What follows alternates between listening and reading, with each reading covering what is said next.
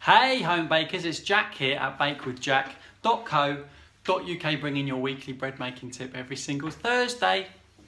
Today I want to talk to you about shaping bread because this has come up a couple of times from a couple of people. One from Andy on Instagram, one from Kim in a class. A couple of other people in a class have mentioned that when they're making a loaf of bread, like a round loaf, like a cob loaf or something, and they're proving it on a tray or in a basket, when they turn it out of that basket or when it's on that tray proving, it spreads sideways instead of being nice and tall and plump.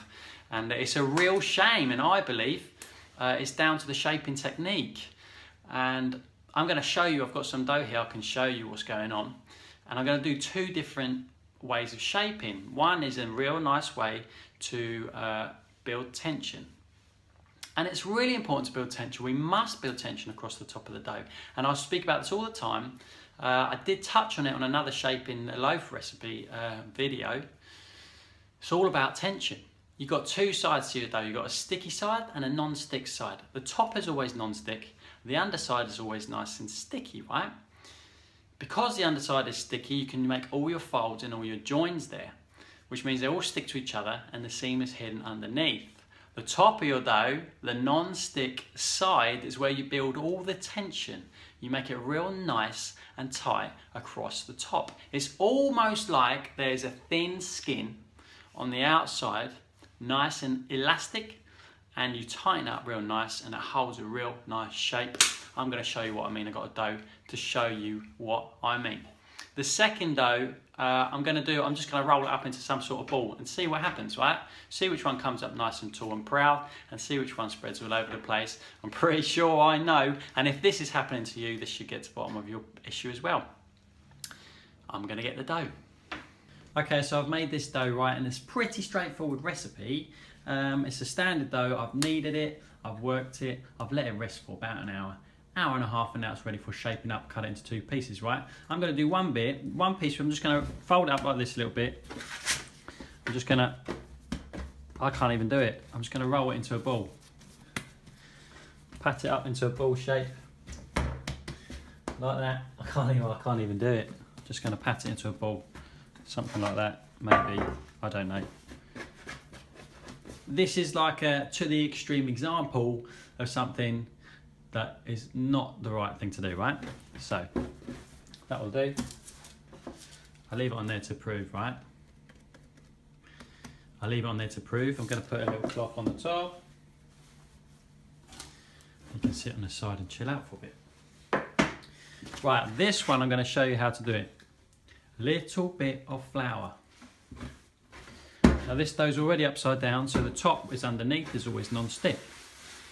Always check it's not sticky. Now to make this into a nice tight ball, I'm just going to take a piece here, this side, pull it over towards me like that, stick it down. Give it a little turn, take this pointy bit. Give it a little turn, take this bit, give it a little turn, take this bit. And you can do this over and over. What's that, 8 turns? Lost count. 9, 10, and the more you do it, the tighter it becomes on this side, which is the top now. So the tighter it becomes and the trickier it is to pull a big piece, right? I'm just listening to the dough and feeling about what it's telling me, right? And you just take this piece and bring it over, and you can take less and less at a time as it becomes tighter and tighter and tighter and tighter, right? Nice tight ball like this. Now at this point you can do a little bit of this if you like, just to tighten them up a little bit extra. Try not to go too tight because it will split on the top and you'll get a big crackle on the top. Get your tray. Now you can see it's nice and tight on the top. It's real responsive and bouncy and strong. And I can confidently put that on a tray, dust it with a touch of flour, and that's going to come up nice and tall and proud, right? Because of that tension on the top. There are loads of ways of doing this, loads of ways, but the tension always is across the top, keeping it nice and tight. It's almost like like I said earlier, it's like a skin on the top. It's almost like an elasticy skin on the top, keeping it nice round ball. So that's that one there. The other one is here, and it's spread out already. See how it's spread out already? just rest them for that minute or so. I'm going to put a cloth on them both, like this, let them rest for a bit. We'll come back and have a look at them a bit later and see how they're getting on.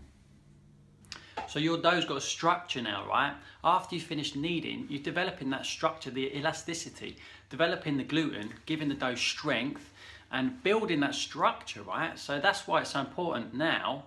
It's not as simple as just rolling it into a ball and putting it on a tray or putting it in a basket.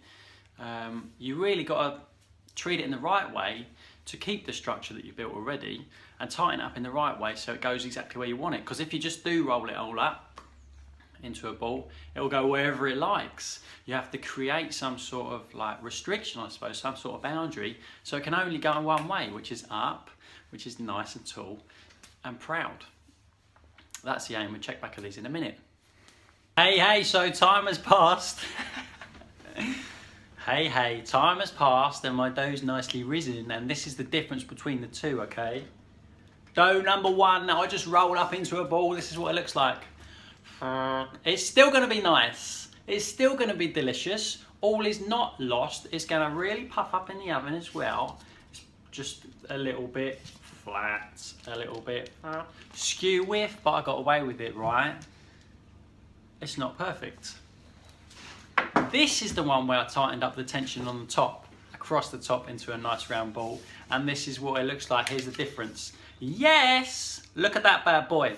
It's just been proven on a flat tray, and it's how it's shaped. It's nice and proud and round, and that's going to go in the oven when it's going to get a little bit of a boost as well. It's going to get a bit of that oven spring when it hits that heat, and it's going to come up a little bit further, which is wicked.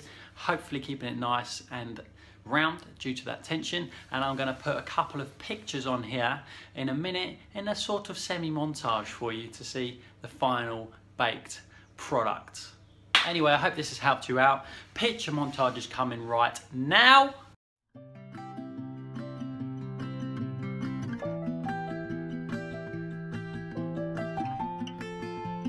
I hope this has helped you out. If it helps your loaf come up nice and proud, send me a picture because it never gets old. I love it. You can hashtag me into a picture on Instagram or Twitter, hashtag BakeWithJack, and I will definitely see it and give you a shout out. Or you can send me an email, info@bakewithjack.co.uk. And if you want to make a standard, lovely, simple, delicious daily cob loaf, I've resurrected the old recipe from the old website, and I've put it onto my new website in the blogs section. I'll put a link somewhere here or maybe up there, and you can have a little go at it. Have a little go. Thank you very much. I do this every single Thursday. Get your questions in and let me know if there's anything you're struggling with, and I'll get on top of it soon. Thank you. I'll see you next week.